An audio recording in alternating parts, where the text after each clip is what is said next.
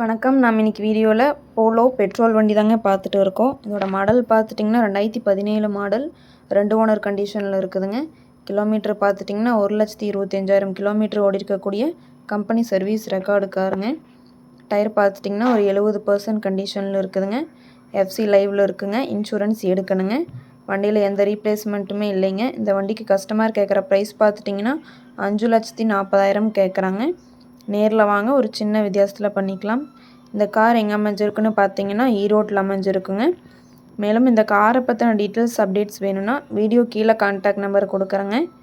கால் பண்ணி டீட்டெயில் கேட்டு தெரிஞ்சுக்கலாங்க. அதே மாதிரி இந்த வீடியோ பிடிச்சிருந்தா மறக்காமல் லைக் பண்ணுங்கள்.